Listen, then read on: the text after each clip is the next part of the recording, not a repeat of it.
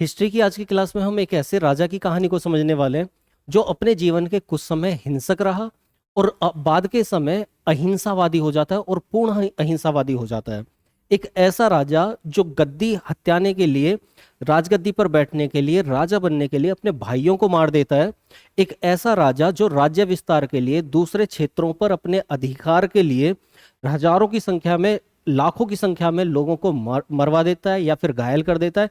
ऐसे युद्ध लड़ता है और उसके बाद वो एक धर्म को अपनाकर अहिंसावादी हो जाता है। और इस तरह से अहिंसावादी होता है कि जब अपने अभिलेख लिखवाता है तो वो उनमें जिक्र करता है कि जिस क्षेत्र पर अधिकार किया है ये प्रजा मेरी संतान की तरह है, इसे कोई भी दुख नहीं होना चाहिए और हमें हिंसा नहीं करनी चाहिए, हमें युद्ध नहीं करनी चाहिए, यहाँ तक कि हमें जीवों की हत्या भी नहीं करनी चाहिए। और धीरे धीरे इस तरह से करते हुए वो बलि तक को भी निषेध करने की कोशिश करता है। एक ऐसा राजा जो पूर्णतः अहिंसावादी हो जाता है, ये राजा है सम्राट अशोक, जिसके नाम के पहले सम्राट लगता है या फिर बाद में महान लगता है।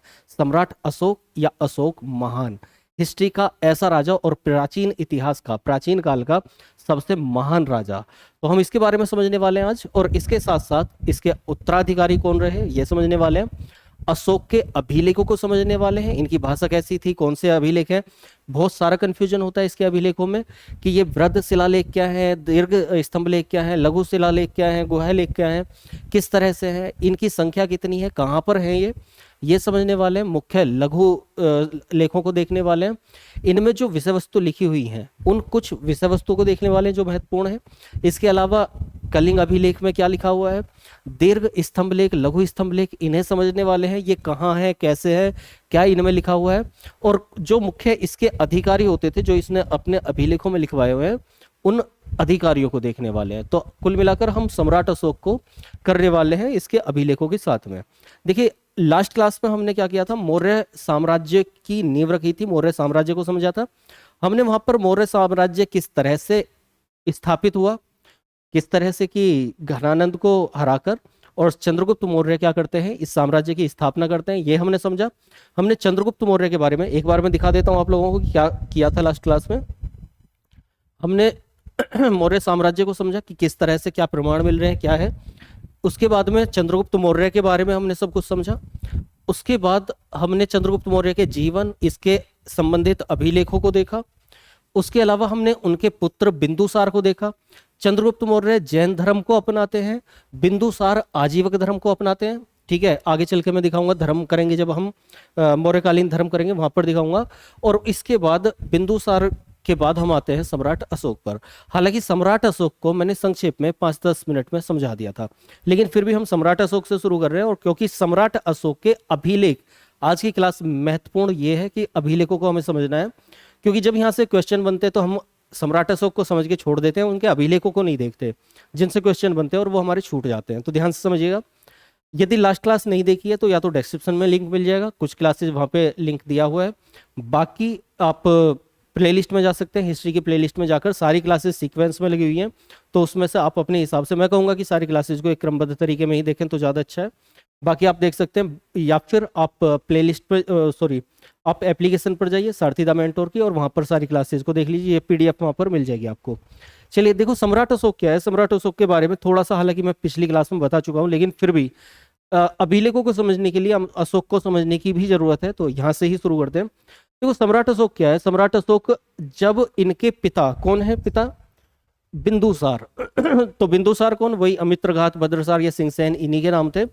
तो जब बिंदुसार का शासन समाप्त होगा 273 में, तो यहाँ पर होगा क्या, देखो यहाँ पर है भी एक, यहाँ पर पॉइंट आया था कि अपने शासन काल में तक्षशिला में इनके 2 विद्रोह हुए थे जो अमात्यों ने किए थे। अमात्य कौन है, मुख्य अधिकारी हैं जो इस समय पर होते थे। ठीक है, किस समय पर, मौर्य काल में मुख्य जो अधिकारी होते थे वो अमात्य थे। तो उन्होंने क्या कर दिया था, विद्रोह कर दिया था। इस विद्रोह, तक्षशिला कहाँ पर है, पाकिस्तान अफगानिस्तान साइड में, वर्तमान में वहां पर पड़ता है। ठीक है, तो इनको दबाने के लिए इन्होंने क्या काम किया, पहले विद्रोह के लिए सुसीम को भेजा जो इनका पुत्र था, और दूसरे विद्रोह के लिए अशोक को भेजा जो इनका पुत्र था। ठीक है, इन पुत्रों ने इन विद्रोहों को दबाया और यहीं से शक्ति का पता चला अशोक की। ठीक है, पहली चीज। तो शक्ति का कहाँ से पता चल रहा है, जब ये कहाँ तक्षशिला जा रहे हैं विद्रोह को दबाने के लिए।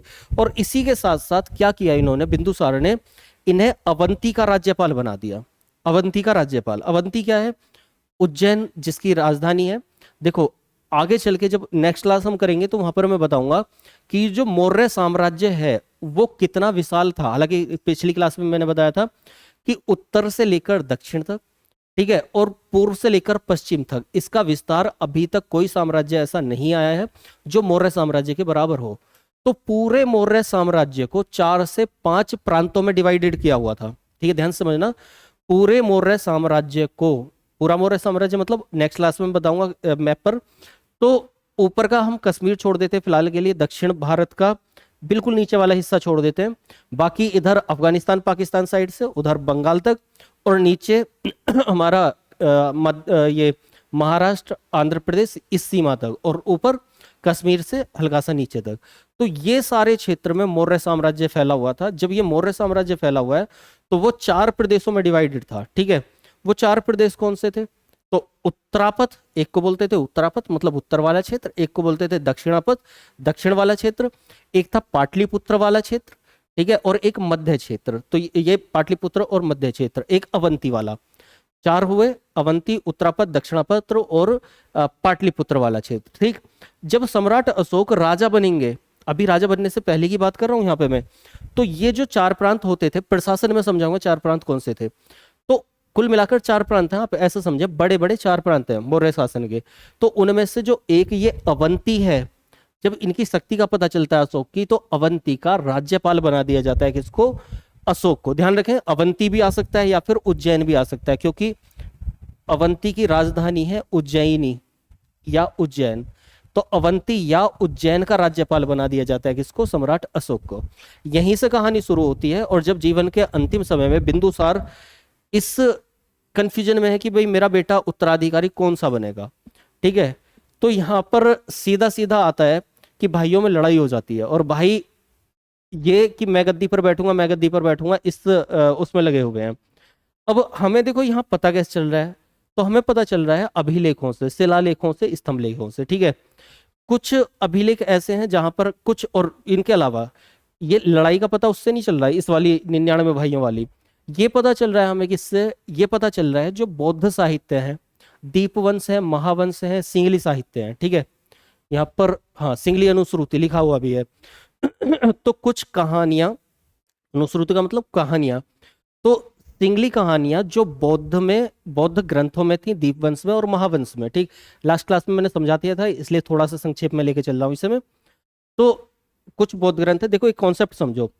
अभी अगर एक राजा सीधा सीधा चल रहा है, मतलब हिंसा के पथ पर है, मारता हुआ चल रहा है, मार काट मचाता हुआ चल रहा है, और वो अचानक से अहिंसावादी हो जाए, लड़ाई झगड़े से दूर हो जाए, शांति प्रिय हो जाए, सबका भले करने वाला हो जाए। अब जब सबका भला करने वाला हो गया, इतना हम बड़ा बदलाव देख रहे हैं, तो जिसकी वजह से वो ऐसा बदला, हम उसको प्रेज करेंगे, उसकी प्रशंसा करेंगे। अब जब उसकी प्रशंसा करेंगे, मान लिया कोई व्यक्ति आता है, मैं यहाँ पर लड़ाई कर रहा हूँ, कोई व्यक्ति आए, मुझे समझाए, उस लड़ाई को खत्म करवाए और आपस में मेल जोल करा दे, तो इसका मतलब क्या होगा, सब जगह उसकी बड़ाई होगी। समझ रहे हैं इस बात को। तो एक छोटा सा कॉन्सेप्ट समझिए, अशोक क्या करेगा, बौद्ध धर्म अपनाएगा। ठीक है, सम्राट अशोक बौद्ध धर्म अपना लेंगे। अब जब बौद्ध धर्म की हम कहानियां पढ़ते हैं, तो उसमें जो कहानियां हमें मिलती हैं वो इस तरह से मिलती हैं कि सम्राट अशोक इतना खूंखार था, इतना हिंसावादी था, इतना ऐसा था, अधिकार करने वाला था, मारकाट मचाने वाला था, और धीरे धीरे उसने क्या कर लिया, बौद्ध धर्म अपनाया, और बौद्ध धर्म अपना के वो हिंसा से अहिंसावादी हो गया। हिंसा का मतलब तो पता है, लड़ाई झगड़ा, और अहिंसा मतलब लड़ाई झगड़ा नहीं होना, हिंसा में नहीं होना, अहिंसा।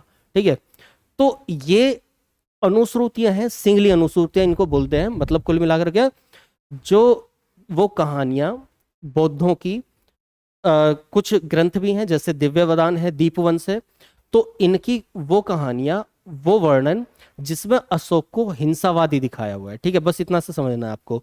तो अशोक के बारे में ये मैंने बता दिया था, फिर भी मैं बता दे रहा हूं, एक बार फैक्ट्स देखेंगे और उन कहानियों को समझेंगे। तो अशोक क्या है, इसका वास्तविक राज्याभिषेक कब हो रहा है, 269 में। बिंदुसार की मृत्यु कब हो रही है, 273 बिंदुसार चले जा रहे हैं, और बिंदुसार के बाद में सम्राट अशोक 273 से 232 तक एक लंबे समय के लिए राजा बन रहा है, ठीक है। 273 को सम्राट अशोक आ गया, लेकिन उसका राज्याभिषेक नहीं हुआ। पहली बात ये बात ध्यान रखें, पहला ही क्वेश्चन बनता है कि किस राजा का 4 साल तक संघर्ष चलता रहा और वो राज्याभिषेक अपना 4 साल बाद कराता है, तो कौन? सम्राट अशोक। 269 ईस्वी पूर्व की बात चल रही है, बीसी की बात चल रही है सब कुछ। तो 273 से 269 तक ये जो इसके 4 साल थे, ये वाले 4 साल, 4 वर्ष, तो यहां पर क्या हुआ है? यहां पर लड़ाई हुई है, ठीक है। ये गृह युद्ध चला है, गृह संघर्ष चला है, गृह युद्ध। और इस गृह युद्ध में ही क्या हुआ है?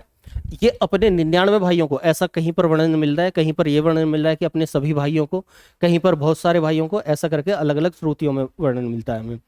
तो ये अपने गृह युद्ध में अपने भाइयों की हत्या कर देता है, जो हमें सिंगली अनुश्रुतियों से इस चीज का पता चलता है। और ये अपना राज्याभिषेक कराता है, वास्तविक राज्याभिषेक कब? 269 ईस्वी पूर्व में, 269 में, ठीक है। ये हो जाता है।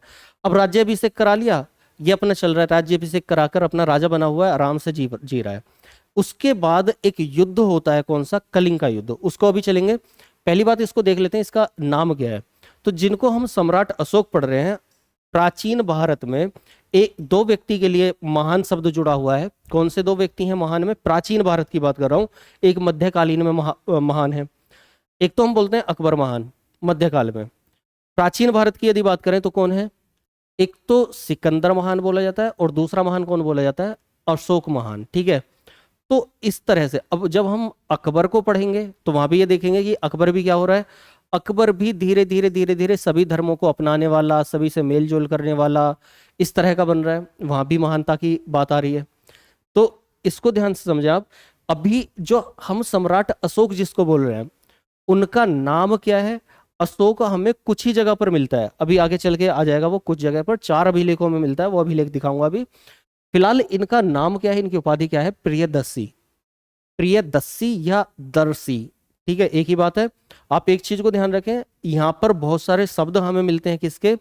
प्राकृत भाषा के। यदि आपको नहीं पता है, भाषा का नहीं पता है, तो शुरुआत में हमारी जो भाषा होती थी, हमारी जो लैंग्वेज होती थी, वो होती थी क्या? संस्कृत, जो लिखी जाती थी ब्राह्मी लिपि में, ठीक है।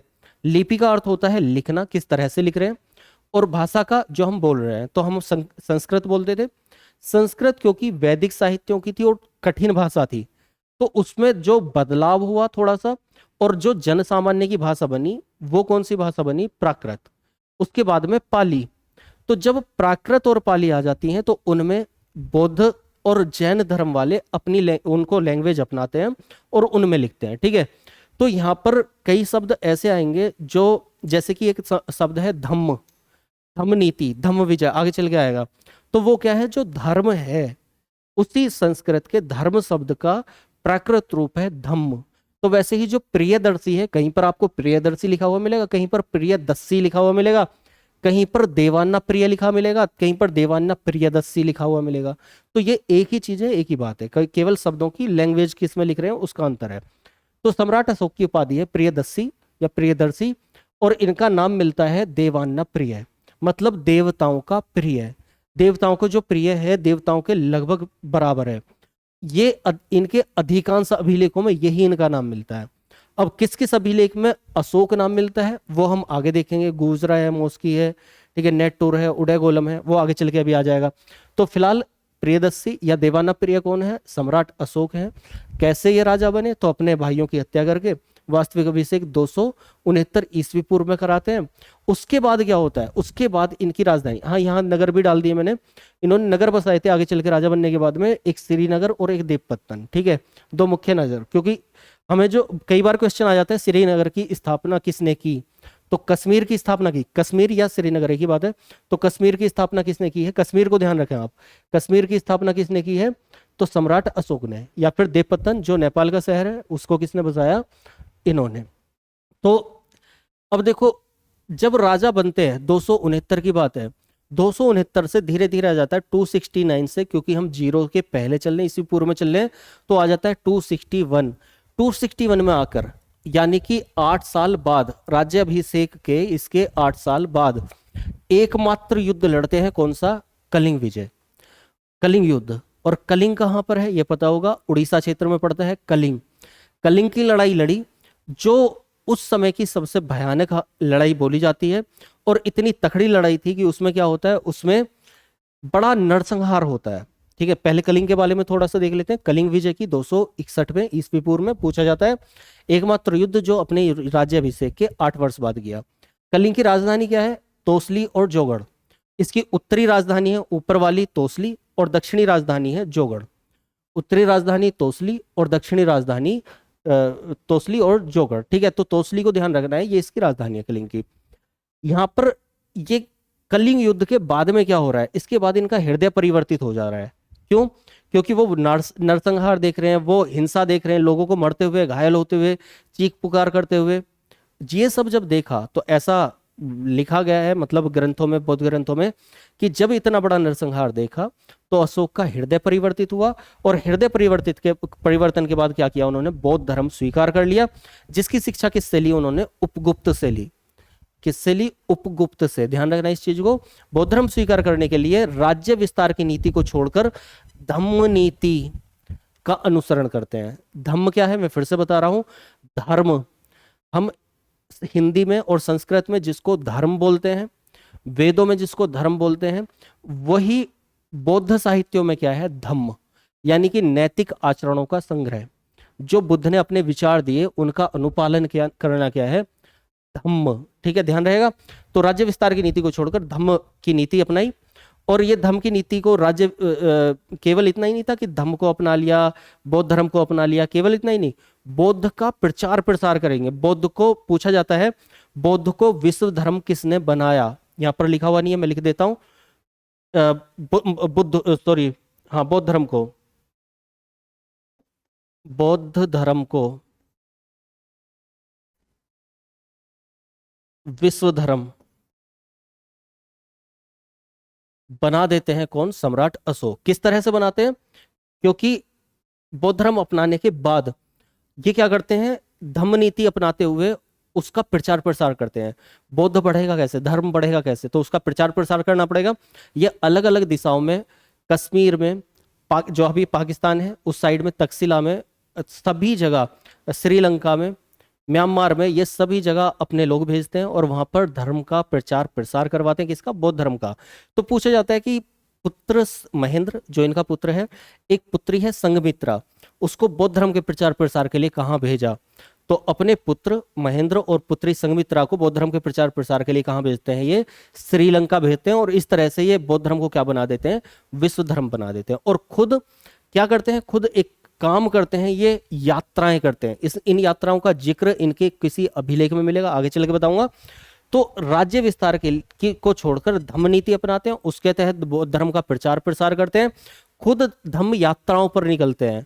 धम्म यात्राओं का मतलब कि मेरी जो यात्राएं भी हों वो किसके तहत हों? वो बौद्ध धर्म के लिए हों, बौद्ध के लिए हों।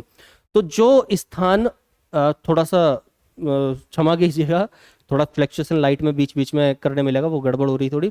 तो देखो है क्या, जो स्थान कहां से जुड़े हुए थे? महात्मा बुद्ध से संबंधित थे। जो स्थान महात्मा बुद्ध से संबंधित थे उन सभी स्थानों पर जाने का ये प्रयास करते हैं। तो पूछा जाता है कि अपने राज्याभिषेक के 10वें वर्ष पहली बार महात्मा बुद्ध से जुड़े हुए स्थान पर पहुंचते हैं। तो वो कौन सा स्थान था जिस पर अशोक पहुंचे? तो बोध गया। बोध गया कौन सा स्थान है? बोध गया वो स्थान है जहां पर महात्मा बुद्ध को क्या हुआ था? ज्ञान प्राप्ति हुई थी। कुशीनगर पहुंचते हैं जहां पर महात्मा बुद्ध को क्या हुआ था? निर्वाण, मृत्यु हुई थी।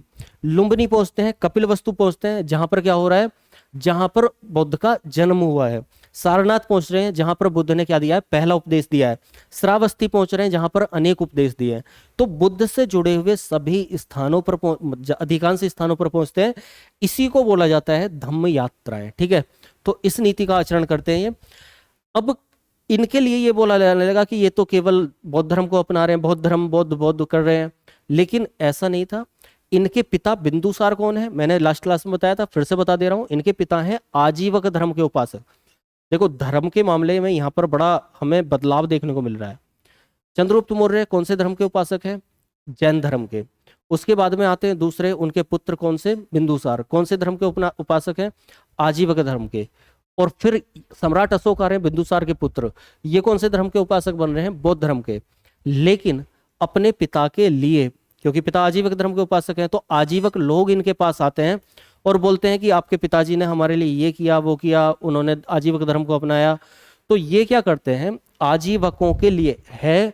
आजीवक क्या है, आजीवक धर्म है, जैसे बौद्ध धर्म है, जैन धर्म है। लेकिन आजीवक क्या था, बहुत जल्दी ही समाप्त हो गया वो धर्म, ज्यादा चल नहीं पाया, कुछ कुरीतियों की वजह से या कुछ भी वजह से। तो आजीवक धर्म ज्यादा चल नहीं पाया। लेकिन ये आजीवकों के लिए क्या करते हैं, बराबर की पहाड़ियों में 4 गुफाएं दान देते हैं। मैं फिर से बता रहा हूं, बराबर की पहाड़ी ये नहीं कि अपने बराबर में, बराबर नाम है पहाड़ी का, तो बराबर पहाड़ी थी, उसमें आजीवकों के लिए 4 गुफाएं दान में दी। किसने? 4 गुफाएं कौन कौन सी थी? लोमस ऋषि की गुफा, कर्ण चौपार की गुफा, सुदामा की गुफा और विश्व झोपड़ी की गुफा। ठीक है, तो लोमस ऋषि, सुदामा, कर्ण चौपार और विश्व झोपड़ी 4 गुफाएं दान में दे रहे हैं। किसको दे रहे हैं? आजीवकों को दे रहे हैं। कौन दे रहे हैं? बिंदुसार नहीं दे रहे। कौन दे रहे हैं? सम्राट अशोक दे रहे हैं। ठीक है, समझ में आ गया? तो सम्राट अशोक से संबंधित ये चीजें हैं। अभी आगे चलते हैं। तो फिलहाल आप एक बार एक नजर देख लो इसे कि वास्तविक राज्याभिषेक कब हो रहा है। भाइयों को हटा के ये गृह युद्ध चल रहा है। कलिंग विजय की है, एकमात्र युद्ध लड़ा है कलिंग का। उसके बाद हृदय परिवर्तित हो गया, बौद्ध धर्म स्वीकार किया, उपयुक्त ने शिक्षा दी इनको, धम्म नीति का आचरण किया, विश्व धर्म बना दिया बौद्ध धर्म को। उसके बाद में प्रचार प्रसार करवाया, श्रीलंका अपने पुत्र पुत्री को भेज दिया, इन सब जगह गए, आजीवकों के लिए भी काम किया, उनको गुफाएं दान में दी। तो गुफाएं क्या होती हैं? देखो, गुफाओं का मतलब है उस समय पर आवास के रूप में, ये लोग जो धर्म वाले थे वो गुफाओं के रूप में उनको यूज करते थे, मतलब वहां रहना, वहां पर ध्यान मग्न हो जाना, ये सारी चीजें वो किया करते थे। अशोक के उत्तराधिकारी कौन है? कुणाल है, तीवर है, संप्रीति है, यहाँ पर संप्रीति लिखा नहीं है तो संप्रीति है, दशरथ है, वृद्धरथ है। क्वेश्चन इनसे ही बनता है। तो सबसे पहले तीरथ और कुणाल इनके बाद में, अशोक के बाद में गद्दी पर बैठते हैं, लेकिन काम नहीं कर पाते ठीक। 60 साल कुछ शासन करते हैं लेकिन काम नहीं कर पाते। दशरथ आते हैं। दशरथ से एक क्वेश्चन रहता है वनडे एग्जाम्स में। वो क्वेश्चन क्या रहता है कि आजीवक धर्म का उपासक दशरथ कौन है? आजीवक धर्म के उपासक। बिंदुसार भी कौन थे? आजीवक धर्म के उपासक। ठीक है, तो ये दशरथ क्या करते हैं? आजीवकों के लिए नागार्जुन पहाड़ी में 3 गुफाएं दान देते हैं, गुफाएं बनवाते हैं और उन्हें दान दे देते हैं। किसको? आजीवकों को। तो कई बार कंफ्यूजन ये होता है कि भाई आजीवकों को गुफाएं दान करने वाला कौन था? तो सम्राट अशोक भी है जो बौद्ध धर्म के उपासक है। और कौन है?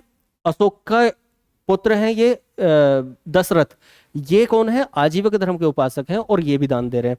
लेकिन वो कौन सी पहाड़ी में दान दे रहे हैं? ध्यान से देखना, अशोक कौन सी पहाड़ी में दान दे रहे हैं? बराबर की पहाड़ियों में। और ये कौन सी पहाड़ी में दान दे रहे हैं? नागार्जुन पहाड़ी में। ठीक है, तो ये भी गुफाएं दान कर रहे हैं। और इस वंश का अंतिम शासक वृद्धरथ इनका उत्तराधिकारी आगे चल के आते हैं। तो काफी साल बाद, ऐसा नहीं है तुरंत, कई साल बाद, लगभग 184, 85, 86, 87 इस टाइम के आसपास में। ठीक है, वृद्धरथ इन्हीं की आगे पीढ़ी में चलता है। वो क्या है? मौर्य वंश का अंतिम शासक रहा। कौन है? सीधा सीधा मौर्य वंश का अंतिम शासक वृद्धरथ। और इसकी हत्या करके सेनापति था इसका पुष्यमित्र शुंग। सेनापति है वृद्धरथ का पुष्यमित्र शुंग। इसने क्या काम करा? इसकी हत्या की और शुंग वंश की स्थापना कर दी। तो अब आगे चलेगा शुंग वंश। ठीक है, तो फिलहाल दोबारा सुन ले।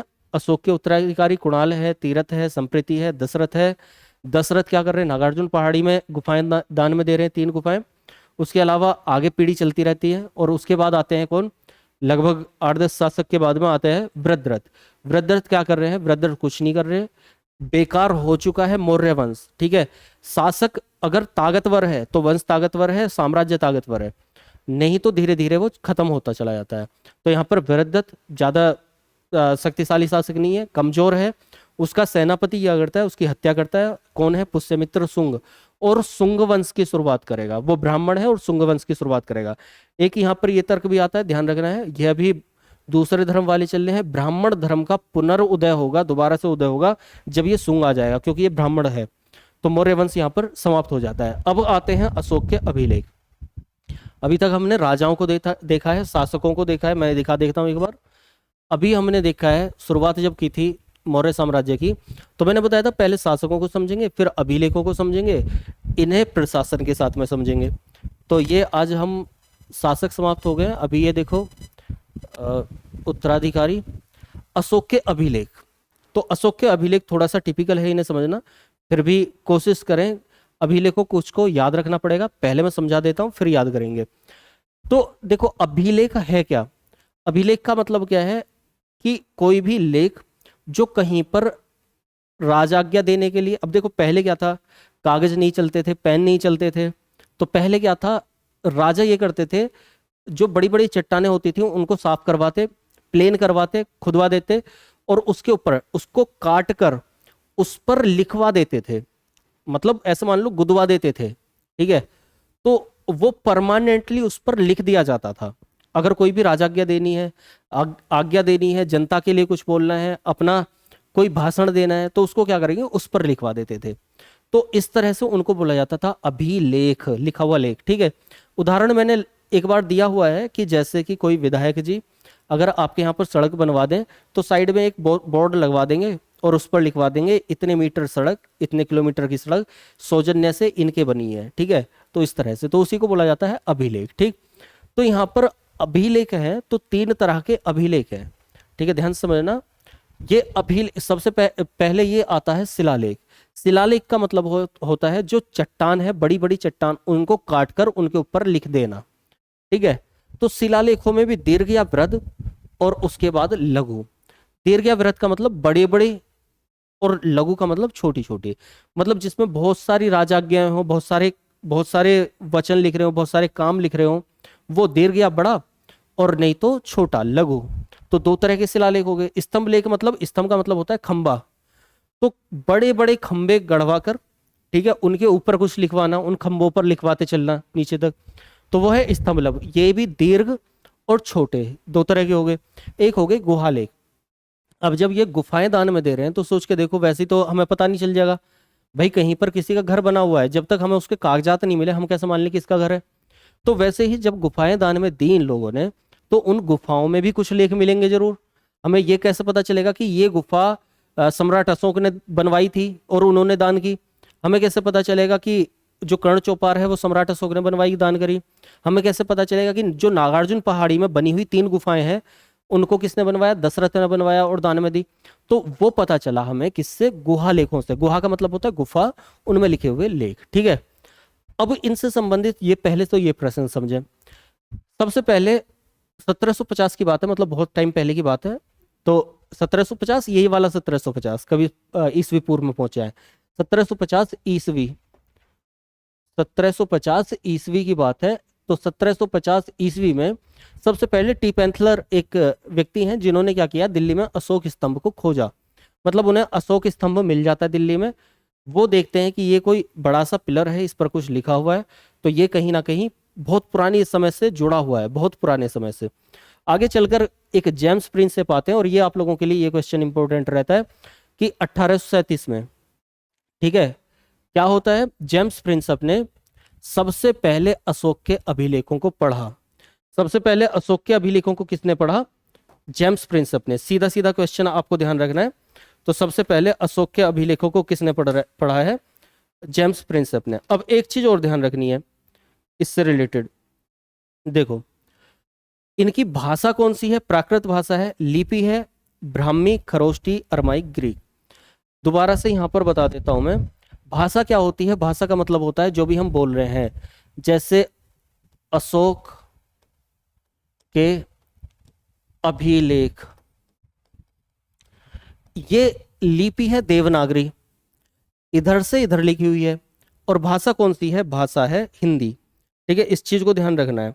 तो भाषा है हिंदी। अब यहां पर इस हिंदी भाषा को मैंने देवनागरी लिपि में लिखा हुआ है। ऐसा भी हो सकता है कि ये उर्दू में लिखी हो और इधर से ऐसे करके लिखी हो, ये चाइनीज में लिखी हुई हो, ये प्राकृत में लिखी हुई हो। तो इसका मतलब होता है कि अलग अलग भाषाएं किसी भी लैंग्वेज में, मैं इसको ऐसे भी लिख सकता हूं, ASHO के, अशोक के अभिलेख, ठीक है, इस तरह से भी लिख सकता हूं। तो यहां पर इस बात को ध्यान रखना है कि ये लैंग्वेज एक ही है, लेकिन लिपि ये देवनागरी है और ये कौन सी है, ये जिसमें इंग्लिश लिखी जाती है। और ये पता होगा कि किस में लिखी जाती है। तो ये अलग अलग लिपि में एक ही भाषा लिखी हुई है, मतलब एक ही बात लिखी हुई है। तो इसी तरह से जो अशोक के अभिलेख हैं वो किस में है, प्राकृत भाषा में लिखे हुए हैं, इसको ध्यान रखना है। और इनकी लिपि कौन सी है, तो ब्राह्मी है, खरोष्टी है, अरमाइक है और ग्रीक है। ध्यान से समझना इस पॉइंट को। प्राकृत लिपि है, प्राकृत भाषा है, जो संस्कृत के बाद आती हैं वो प्राकृत और पाली आती हैं। जो लिपि है, लिपि कौन सी है, ब्राह्मी, जो जिसमें हम ब्राह्मी लिपि में संस्कृत लिखते थे वही लिपि, ठीक है। तो उसमें भी लिखा हुआ है ये जो भी बातें लिखी हुई हैं। खरोष्ठी, अरमैक और ग्रीक, ग्रीक मतलब यूनानी, यूनानी कई बार इसके नाम से आ जाता है, ठीक है। तो किरई किया यूनानी, खरोष्टी अरमाइक कौन सी, देखो हमारे यहाँ पर जो भारत, भारत के इधर चलेंगे पाकिस्तान और ऊपर अफगानिस्तान, ईरान, इराक, अरब, सीरिया और फिर आगे जाके यूनान, ठीक है। तो हमारे यहाँ पर जो लोग आए वो कहाँ से आए, अरब साइड से भी आ रहे हैं, ईरान इराक से भी आ रहे हैं, यूनान से भी आ रहे हैं। तो उनका मिश्रण कौन सी है, एक तो यूनानी, तो ग्रीक तो है ही यूनानी, अरमाइक और खरोष्टी उनका मिश्रण है, ठीक है, उन भाषाओं का। और ब्राह्मी कौन सी है, हमारी अपनी है। तो ऐसे ध्यान से इसको समझना कि इसके जो अभिलेख हैं, यदि ये हमारा भारत है,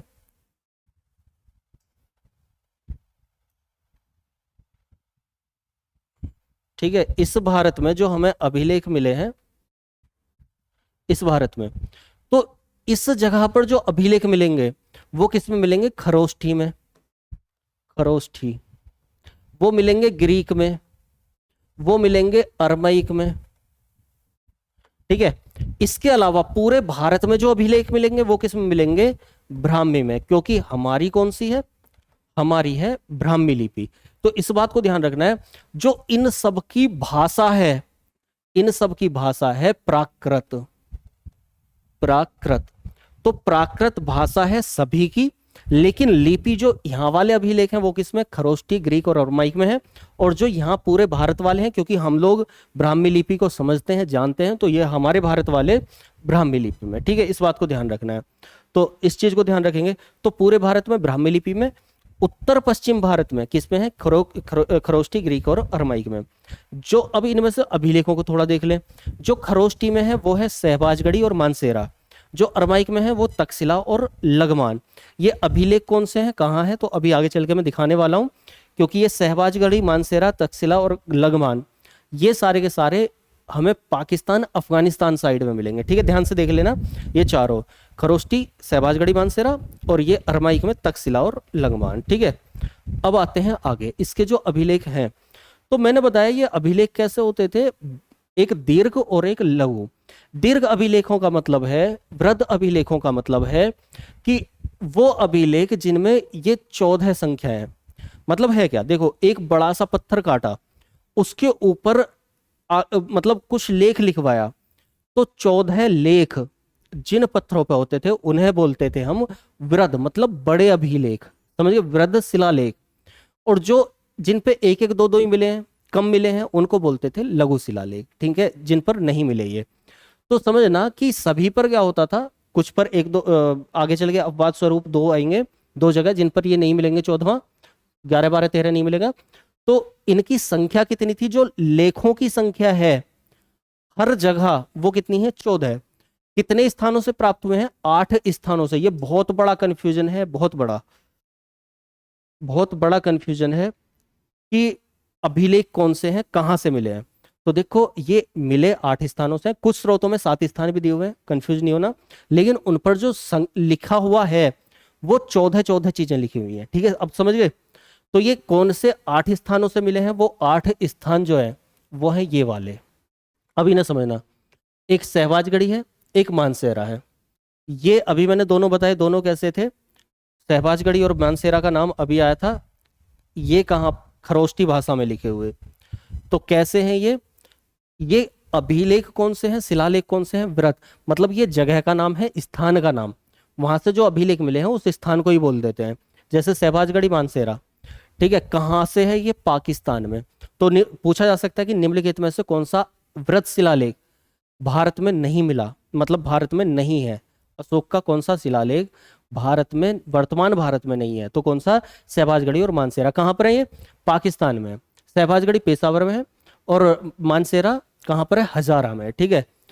धौली अभिलेख, धौली और जोगढ़ बहुत इंपॉर्टेंट है। धौली और जोगढ़, धौली कहाँ पर है? पुरी में।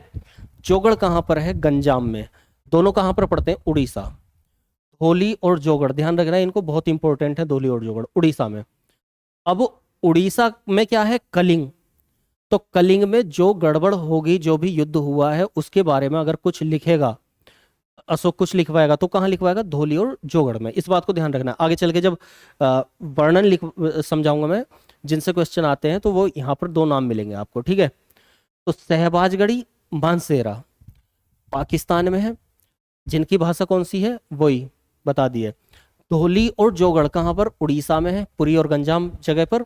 गिरनार, गिर की पहाड़ियां कहाँ पर है? गिर की पहाड़ियां तो ये है जूनागढ़ में, गुजरात में। ठीक है। तो गिरनार अभिलेख जूनागढ़, गुजरात में। जूनागढ़ जो अभिलेख है इसको थोड़ा सा ऐसे ध्यान रखें। जूनागढ़ अभिलेख अशोक से संबंधित भी है, चंद्रगुप्त मौर्य से संबंधित भी है, और रुद्रदामन से संबंधित भी है। बहुत सारी जगह जूनागढ़ अभिलेख का जिक्र आएगा। ठीक है। तो इसलिए कंफ्यूज नहीं होना, इनके बारे में भी मिल रहा है, मतलब इनका शिलालेख भी है वहां पर। तो जूनागढ़ में गिरनार। सोपारा, नाला सोपारा पड़ता है कहाँ पर? थाने में, महाराष्ट्र में। इरगुड़ी, कुरनूल आंध्र प्रदेश में। और कालसी, कालसी कहाँ पर है? देहरादून उत्तराखंड में।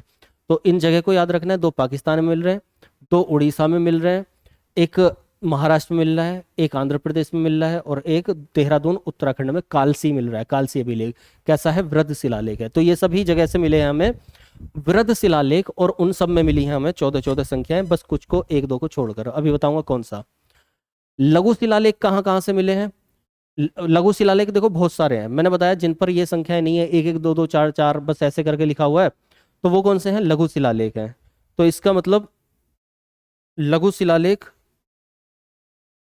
लघु शिलालेख हम बहुत सारे हैं, तो उनमें से कौन से करने हैं? हमें चार करने हैं मुख्य जो याद रखने हैं। गुर्जरा बिल्कुल नहीं छोड़ना इन्हें। गुर्जरा, मौस्की, नेटूर, उदयगोलम। एक दो बार दोहरा लेना। गुर्जरा, मौस्की, नेटूर, उदयगोलम। मैंने पूरी कोशिश की है कि महत्वपूर्ण महत्वपूर्ण अभिलेख यहाँ पर करवाऊं, जिससे दिमाग ना चकरा जाए, लेकिन इनसे क्वेश्चन बनते हैं फिर छूट जाते हैं। गुर्जरा, मौस्की, नेटूर, उदयगोलम है कहाँ पर? कोई कंफ्यूज नहीं होना। तीन देखो कर्नाटक में है और एक मध्य प्रदेश में। तो गुर्जरा कहाँ पर है? मध्य प्रदेश में। ठीक है। बाकी मौस्की, नेटूर, उदयगोलम कहाँ पर है? कर्नाटक में। क्यों इंपॉर्टेंट है भैया हमारे लिए? हमारे लिए इसलिए इंपॉर्टेंट है कौन से? ये लघु शिलालेख है, लेकिन छोटे होने के बावजूद भी इसलिए इंपॉर्टेंट है हमारे लिए क्योंकि इन चारों से, मैंने बताया था, चार जगह ऐसी हैं जहां से प्रियदर्शी यानी कि सम्राट अशोक का नाम हमें अशोक रूप में मिलता है। तो वो कौन सी चार जगह हैं? यही चार जगह, गुर्जरा, मौस्की, नेटूर और उदयगोलम। ठीक है। इनमें जो नाम मिला है हमें सम्राट अशोक का, वो कौन सा नाम मिला है? अशोक। क्वेश्चन होता है कि अपने मूल रूप में किन अभिलेखों में अशोक का नाम अशोक दिया हुआ है? तो वो गुर्जरा, मौस्की, नेटूर, उदयगोलम। कहाँ पर मिल रहे हैं? तो मध्य प्रदेश, बाकी तीन कर्नाटक में। ठीक है। इसमें भी मौस्की अभिलेख में अशोक ने इस तरह से अपने नाम का जिक्र किया हुआ है कि मैं अशोक अर्थात बुद्ध शाक्य। तो क्वेश्चन आ जाता है कि अशोक खुद को, स्वयं को बुद्ध शाक्य, बुद्ध का रूप, बुद्ध का शिष्य किसमें कहलाता है? तो बुद्ध शाक्य अशोक किसमें कह रहा है? मौस्की में, कर्नाटक के मौस्की में। ठीक है। इस बात को थोड़ा सा ध्यान रखना है। तो बता दिए चार अभिलेख। एक है भाब्रो अभिलेख। ठीक, ये कहाँ पर मिला है? बैराट में। ये थोड़ा सा काम का है, इंपॉर्टेंट है, बैराट राजस्थान से। बाकी सॉरी, इन चार को ध्यान रखना है जरूर। ठीक है, हो जाते हैं। उसके बाद आते हैं इनमें मुख्य विषय, क्या क्या विषय वर्णित है। हमने करा शिलालेख किए हैं केवल अभी, वृहद शिलालेख, लघु शिलालेख। ठीक है। वृहद में हमने सारे स्थान देख लिए, लेकिन आपको ध्यान क्या क्या रखना था? वृहद में सारे स्थान बताए हैं मैंने, लेकिन ये चार को तो ध्यान रखना ही है। गिरनार को ध्यान रखना है, बाकी आप थोड़ा सा इन्हें देख सकते हैं। ठीक है। लघु में ये चार को तो ध्यान रखना ही है, भाब्रो को ध्यान रख लेना हल्का सा। बाकी इनमें जो मुख्य विषय है वो क्या क्या विषय है? कौन सा विषय? जो 14 संख्याएं हैं, उन 14 संख्याओं में जो विषय लिखे हुए हैं 14, वो क्या क्या लिखे हुए हैं? तो पहला शिलालेख क्या कहता है, मतलब पहली शिलालेख संख्या क्या कहती है? तो वो कहती है पशु बलि निंदा, कि पशु बलि करनी सही नहीं है, पशु बलि नहीं की जानी चाहिए। कौन सा अभिलेख कहता है ये? पहला अभिलेख। अब देखो पहले का मतलब ये नहीं है, ये बड़ा कंफ्यूजिंग चीज है, इसलिए मैं बार बार इसको समझा रहा हूं। पहले का मतलब ये नहीं है, इन सभी में जो पहली संख्या है, सभी में 14 14 संख्याएं होंगी ना, तो उनमें जो पहली संख्या है वो अभिलेख संख्या पहली वाली, सभी के अंदर इसके इसके इसके इसके इसके, वो क्या कहती है? वो ये कहती है कि पशु बलि नहीं होनी चाहिए, पशु बलि की हम निंदा करते हैं। ये बड़ा बड़ा टिपिकल चीज है, सबके अभिलेखों को समझना। आपको फिर भी संक्षेप में समझा रहा हूं मैं। बाकी जब इन्हें और बहुत डिटेल में समझते हैं यूपीएससी के लिए या किसी टीजीटी पीजीटी एग्जाम के लिए, तो बड़ा कंफ्यूजन होता है इन सब में। तो फिलहाल आप फिर भी अपने मित्रों को जरूर समझा दें कि ये एक्चुअल में है क्या, क्योंकि उन्हें इतना भी पता नहीं होता। जब वनडे एग्जाम करते हैं तो उनमें ये देखते ही नहीं है, क्वेश्चन आते हैं, अटक जाते हैं, कंफ्यूज हो जाते हैं। तो पशु बलि की निंदा। दूसरा शिलालेख क्या है? दूसरी संख्या में क्या लिखा हुआ है? सभी में पांड्य चोल चेर, मतलब अब देखो फिर से बोल रहा हूं, ऐसा माने कि जैसे हमारा संविधान है, यदि आपने संविधान पढ़ा हो, संविधान में हमारे 22 भाग हैं, ठीक है। अगर हम इंक्लूड कर देते हैं उसके खंड को तो 25 हो जाते हैं, 3 खंड भी आ जाते हैं, क्या क्या जो भी। अब उन 22 भागों में बहुत सारे विषय हैं, ठीक है। अब हम उनके अनुच्छेदों में जाएंगे, एक एक अनुच्छेद में भी बहुत सारे विषय, हम मुख्य मुख्य को पढ़ लेते हैं, सभी को नहीं पढ़ते, ठीक है। दूसरी चीज आती है जब हम अनुसूचियां पढ़ते हैं, उसमें भी मुख्य मुख्य पढ़ लेते हैं, सभी को नहीं पढ़ते। अब जब अनुसूची आती हैं तो आप एक बार ध्यान से सोचना, जब अनुसूची हम करते हैं तो अनुसूचियों में हमारी 11वीं 12वीं अनुसूची आती है। अगर पढ़ी हो तो, नहीं पढ़ी हो तो मतलब थोड़ा सा समझने की कोशिश करना कि 11वीं 12वीं अनुसूची आती है। पंचायत, ग्राम पंचायतें और नगर पंचायतें। ग्राम पंचायतों में भी हमारे कुछ विषय हैं, 29 विषय, और नगर पंचायतों में भी 18 विषय हैं, लेकिन हम उन सब विषय को नहीं देखते। जब हम अनुसूची 7 पढ़ते हैं तो अनुसूची 7 में क्या है? हमारी सूचियां हैं, संघ सूची, समवर्ती सूची, राज्य सूची। संघ सूची में कौन कौन से विषय हैं, थोड़ा सा यहाँ पर समझाने की वजह से समझा रहा हूँ कि इनमें क्या होगा और मैं अभी क्या समझा रहा हूँ या किताबें क्या समझाती हैं। तो जो 7वीं अनुसूची है उसमें सूचियां हैं, 3 सूची, मतलब किन किन विषयों पर संघ सरकार, केंद्र सरकार कानून बनाएगी, किन पर राज्य सरकार बनाएगी, किन पर दोनों मिलकर बनाएंगी। तो जब हम संघ सूची की बात करते हैं तो उसमें बहुत सारे विषय हैं, लेकिन हम पढ़ते क्या है? मूल रूप से किताबों में जो वर्णित है, या फिर हम छोटा मोटा देख लेते हैं, इंपॉर्टेंट देख लेते हैं। तो वो क्या देखते हैं कि भाई रेलवे हो गई, है ना, इस तरीके से युद्ध हो गया, परमाणु हो गया, ये सब, जनसंख्या हो गया। तो ये विषय हमारी संघ सूची में। हम फिर वैसे ही राज्य सूची देख लेते हैं और वैसे ही फिर हम समवर्ती सूची देख लेते हैं। लेकिन विषय 5 5 6 6 नहीं है, एक में 100 विषय हैं, एक में 62 विषय हैं, एक में 49 50 विषय हैं। तो उन सभी को नहीं देखते। तो वैसे ही मेरा यहाँ कहने का मतलब ये है कि हमारे ये हैं तो 14, उनमें से मैंने कुछ लिए हैं जो इंपॉर्टेंट हैं आप लोगों के लिए। इनमें से भी इंपॉर्टेंट बताऊंगा मैं, सबसे इंपॉर्टेंट कौन सा है। दूसरी चीज, हम एक एक जो संख्या है उसमें भी कई कई विषय लिखे हुए हैं। मतलब जैसे ये दूसरा शिलालेख है, इसमें कई विषय लिखा हुआ है, इसमें धम्म के बारे में भी लिखा हुआ है, अशोक के बारे में भी लिखा हुआ है। लेकिन इसका जो सबसे इंपॉर्टेंट पॉइंट है, मतलब जो पूछा जा सकता है या पूछा जाता है, जो स्पेशलिटी है और में नहीं है किसी में भी, वो है पांड्य चोल चेर। जो राज्य हैं दक्षिण भारत में, उनके बारे में कुछ चर्चा दी हुई है, क्योंकि वो अशोक के अधिकार में पूर्णतः नहीं थे। तो यहाँ पर पूछा जाता है कि पांड्य चोल चेर जो संगम काल के राज्य हैं, उनका वर्णन किन शिलालेखों में, किस शिलालेख में है? तो दूसरे में, ठीक है। ऐसे और भी विषय हैं इसमें दूसरे में, लेकिन मुख्य हमारा यही है हमारे लिए। चौथा, तीसरे को छोड़ दिया, चौथा में क्या है? धम्म नीति का उद्घोष। मतलब धम्म नीति को अपनाता हूं, धम्म यात्रा करूंगा, ये करूंगा, वो करूंगा। ये जो उद्घोष किया जा रहा है, ये जो बात कही जा रही है, वो चौथे में कही जा रही है। 7वां शिलालेख क्या कहता है? सभी धर्मों के लिए सहिष्णुता, सभी धर्म मेरे लिए समान है और इसलिए मैं बुद्ध के साथ साथ, बौद्ध के साथ साथ आजीवक धर्म वालों के लिए भी काम करूंगा, उनके लिए भी गुफाएं दान में दूंगा। ये सब किस में लिखा हुआ है? सहिष्णुता सभी धर्मों के लिए 7वें में। 8वें में धम्म यात्राएं, आ गया वही धम्म यात्रा। उनके लिए काम करूंगा, तो क्या काम करूंगा? मैं घूमूंगा भी, भगवान बुद्ध के यहाँ पर जाऊंगा, सभी जगह जहां जहां वो गए वहां जाऊंगा। तो 8वां शिलालेख में क्या है? सम्राट की धम्म यात्राएं। 11वें शिलालेख में क्या है? धम्म नीति की व्याख्या। जो ये धम्म नीति की उद्घोषणा कर दी थी, उसको 11वें में उसकी व्याख्या की गई है पूरी, की धम्म नीति कैसी होनी चाहिए, ठीक है। और हमारे लिए जो सबसे इंपॉर्टेंट है 13वां, इसको नहीं छोड़ना, बाकी को छोड़ देना, चाहे अगर नहीं याद हो रहे हो तो। क्यों? क्योंकि 13वां इतना इंपॉर्टेंट है। कलिंग युद्ध का वर्णन किस अभिलेख में किया गया है? तो शिलालेख, ये भी ध्यान रखना है किस में, तो बृहद, बृहद है ये, यहां पर लिख देता हूं, कहीं भी कंफ्यूज हो जाए फिर छोड़ दें क्वेश्चन को। बृहद शिलालेख संख्या, मतलब बड़े वाले जो शिलालेख हैं उनकी शिलालेख संख्या नंबर 13 में कलिंग युद्ध का वर्णन है। ठीक है, धम्म विजय, कि धम्म की विजय होती है, इस युद्ध से कोई काम नहीं हुआ, मैंने इतने लोगों को मारा, ये करा वो करा, इतनी हिंसा करी, इतना तड़पाया, लेकिन लास्ट में जाकर मुझे समझ में आया कि धम्म की ही विजय होगी, धर्म की विजय होगी। ये किस में दिया हुआ है? 13वें शिलालेख संख्या में।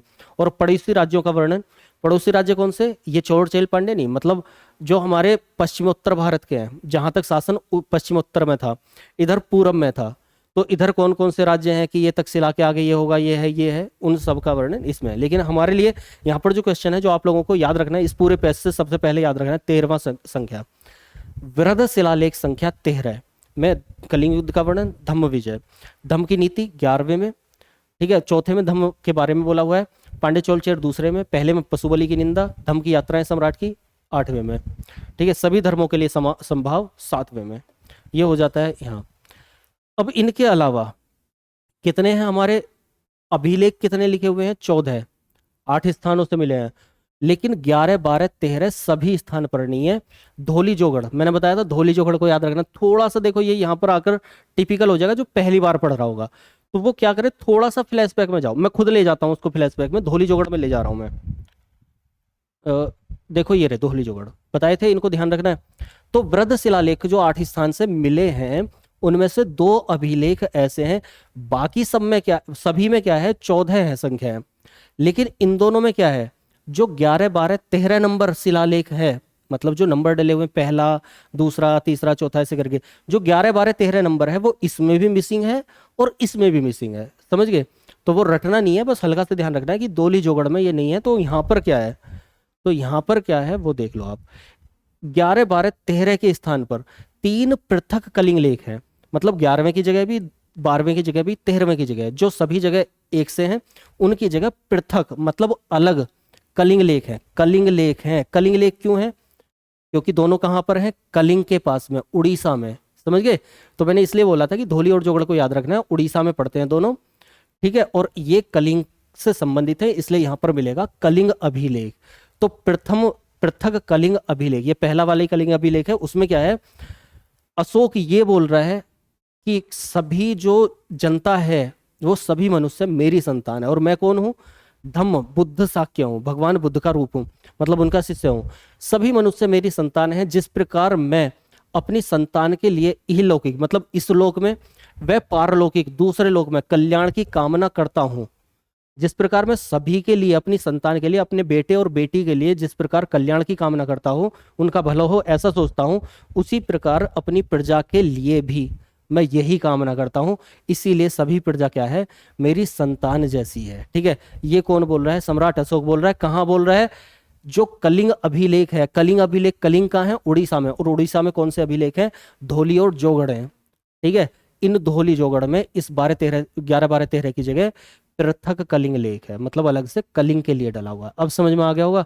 तो थोड़ा सा टिपिकल था, फिर भी मैंने समझा दिया है। देखो यहाँ पर इन दोनों में ये वर्णन दिया हुआ है जो उड़ीसा में है। अब आते हैं स्तंभ लेख। ठीक है, स्तंभ लेख क्या है? तो कुल संख्या कितनी है? 7। जैसे वहां पर 14 चीजें लिखी हुई हैं, यहाँ पर कितनी चीजें लिखी हुई हैं? 7 चीजें लिखी हुई हैं, 7 नंबर डले हुए हैं, 7 आज्ञाएं लिखी हुई हैं। 6 स्थानों से प्राप्त हुए हैं, 6 स्थानों से प्राप्त है 7 आज्ञा। वो 6 स्थान कौन से हैं? एक मेरठ है, एक टोपरा है, एक कौसाम्बी है, एक लोरिया नंदनगढ़ है, एक लोरिया अर्राज है, एक रामपुरवा है। ये तीनों कहाँ पर हैं? ये तीनों हैं बिहार में। लोरिया नंदनराज, लोरिया अर्राज और रामपुरवा। ठीक है, यहाँ पर जगह नहीं है, अगर लिखना चाहो लिख लेना, ये बिहार में है। बाकी इनसे क्वेश्चन भी नहीं आते, इसलिए मैंने थोड़ा सा छोड़ भी दिया। वनडे एग्जाम के लिए इतना पर्याप्त है जितना लिखा हुआ है। तो बाकी ये मेरठ पता ही है कहाँ पर है, टोपरा पता है कहाँ पर, ये उत्तर प्रदेश में, ये हरियाणा में, और कौसाम्बी पता ही है। ठीक है, उत्तर प्रदेश। तो देखो इन्हें देख लेते हैं, जो हमारे लिए इनमें से इंपॉर्टेंट है दीर्घ स्तंभ में, बड़े स्तंभों में। तो 6 स्थानों में से हमारे लिए 3 इंपॉर्टेंट हैं बहुत ज्यादा। तीन को हम छोड़ देते हैं थोड़ा सा। मेरठ दिल्ली या दिल्ली मेरठ और दिल्ली टोपरा। मेरठ उत्तर प्रदेश में पड़ता है, टोपरा हरियाणा में पड़ता था, ठीक है। लेकिन यहां पर क्या करा अशोक ने, बड़े बड़े स्तंभ, स्तंभ मतलब खंबे, बड़े बड़े खंबे गढ़वाए और उन पर पहली संख्या, दूसरी संख्या, तीसरी संख्या और उनमें अपना जो भी लिखवाना था उसे लिखवा दिया, ठीक है। उनको उखाड़कर एक व्यक्ति था फिरोज शाह तुगलक, तुगलक वंश आएगा दिल्ली सल्तनत में। उस तुगलक वंश के शासक फिरोज शाह तुगलक ने क्या करा, इसको मेरठ से उठाया, इसको टोपरा से उठाया और इन्हें ले जाता है दिल्ली। तो क्वेश्चन होता है कौन दिल्ली ले गया इन्हें, दिल्ली मेरठ और दिल्ली टोपरा को? तो फिरोज शाह तुगलक। तो ये कहाँ ले जाता है? दिल्ली ले जाता है और दिल्ली इन्हें गढ़वाता है।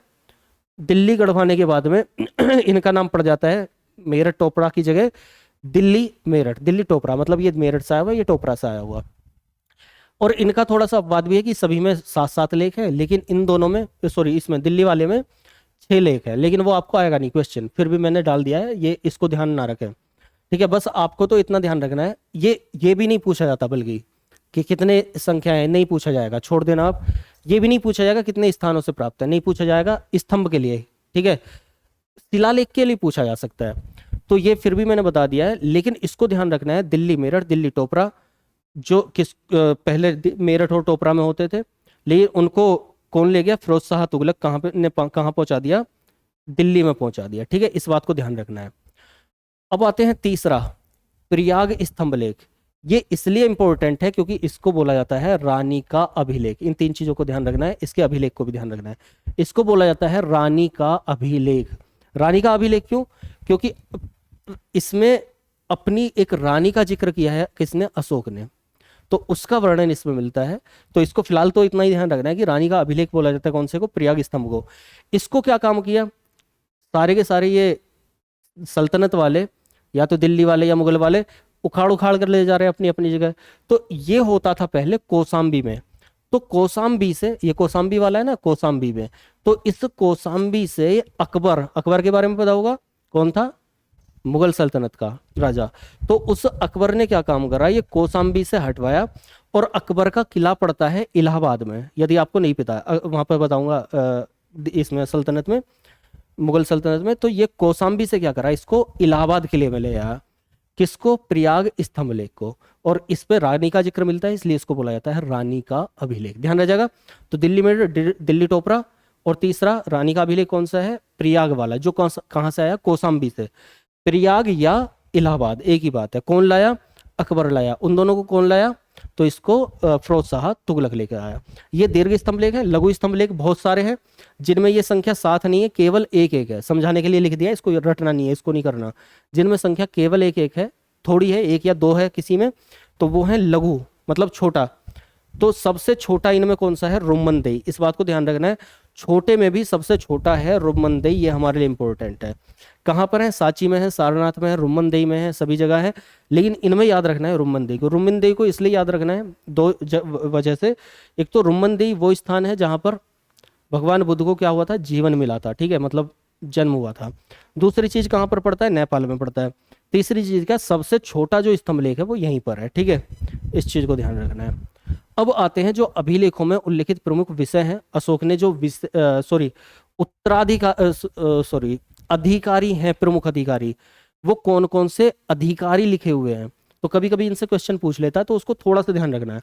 तो एक लिख रहा है धर्म महामात्य। धर्म महामात्य कौन है? तो प्रमुख कार्य जनता के बीच धर्म का प्रसार प्रसार करना। तो हमसे पूछ लिया जाएगा कि वो अधिकारी जो जनता के बीच जा जाकर धर्म का प्रचार प्रसार करता था, उस अभिलेख में जिक्र है जिसका, वो उसका नाम क्या है? तो नाम ध्यान रखना है, धम्म महामात्य, ठीक है। 5वें शिलालेख में इसका उल्लेख मिलता है। हल्का बहुत ध्यान रख लें तो रह जाए तो ठीक है, नहीं तो इसको छोड़ भी सकते हैं। बाकी प्रमुख कार्य इसका जनता के बीच में प्रचार प्रसार करना धम्म का। हमें ध्यान रखना है प्रादेशिक, जो मंडल का, प्रदेश का प्रमुख अधिकारी होता था वो कहलाता था प्रादेशिक। इससे भी ज्यादा इंपॉर्टेंट है रज्जुक। रज्जुक बहुत इंपॉर्टेंट है, इन दोनों को छोड़ देना भले ही, लेकिन इसको मत छोड़ना।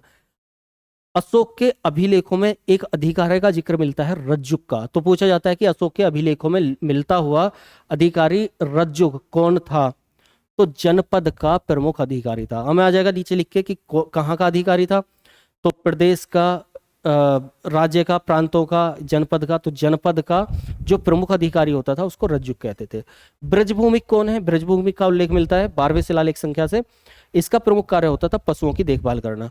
तो पशुओं की देखभाल करने वाला जो अधिकारी होता था उसको क्या बोला जाता था? ब्रजभूमिक। याद कैसे रखेंगे? ब्रज से, है ना। ब्रज में कौन? कृष्ण। तो जैसे वो ब्रजभूमि है उसमें क्या है? ग्वाल वाले चल रहे हैं, तो वैसे ही ये ब्रजभूमि कौन है? पशुओं की देखभाल करने वाला। रज्जुक कौन है? जनपद का मुख्य अधिकारी।